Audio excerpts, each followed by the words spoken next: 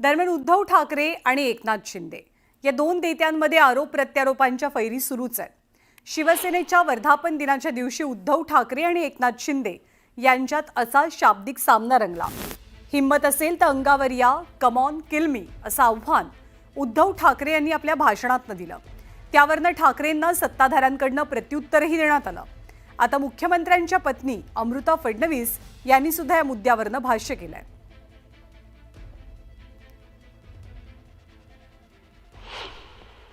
तसं आम्ही या गद्दारांच्या समोर उभा आहे आणि सांगतोय त्यांना आम्ही कम ऑन किल मी, असेल हिम्मत तर या अंगावर, फक्त अंगावर येणार असाल तर एक गोष्ट नक्की करा। अमिताभ बच्चनचा तो पिक्चर होता ना, अँब्युलन्स घेऊन यायचा, तसा अंगावर माझ्या येणार असेल तर अँब्युलन्स घेऊन यायची, कारण येताना सरळ याल, जाताना आडवे होऊन जाल।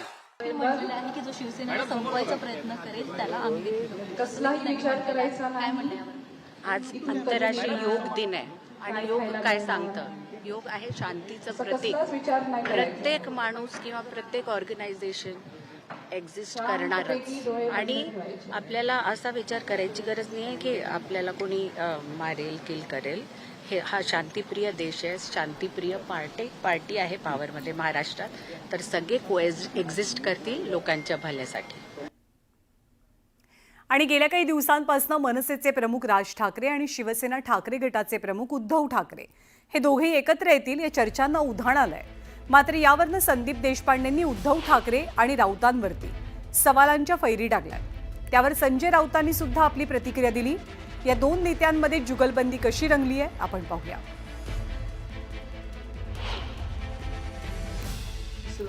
तो ह्याच्या आधी कधी 1 वर्षापूर्वी नाही दिसला, ह्याच्यापूर्वी 2 वर्षापूर्वी नाही दिसला। 19 वर्ष झाली मनसे स्थापन होऊन, तेव्हा कधी उत्साह वाटला ना, हल्लीच का तो उत्साह वाटायला लागला याचा कधी विचार करणार आहोत की नाही आपण? अचानक उत्साह का वाटायला लागला, अचानक बॅनर का लागायला लागले? हेच संजय राऊत 4 महिन्यापूर्वी आम्हाला बोलले की बाळासाहेबांचा फोटो का लावतात ते आमच्या मुलातने लावलेला, तेव्हा बरोबर ना? मग तेव्हा 4 महिन्यापूर्वी अचानक विचार बदलण्याचं कारण काय? अचानक सकारात्मक सगळे झालं, कारण काय? काही गोष्टींची कारण तर दिसायला लागतील। बघा, कोण काय बोलताय त्याच्यावरती आमच्या भूमिका ठरणार नाही। उद्धव ठाकरे आणि राज ठाकरे ह्या दोन प्रमुख नेत्यांमध्येच जो संवाद आहे बरं का, किंवा जो संवाद होणार आहे त्याच्यावर भूमिका ठरते। मी माझ्या पक्षामधली सध्याची जी काय एक मानसिकता आहे त्याच्याविषयी सांगतो। आमच्या सगळ्यांची मानसिकता ही अत्यंत योग्य दिशेने चाललेली आहे।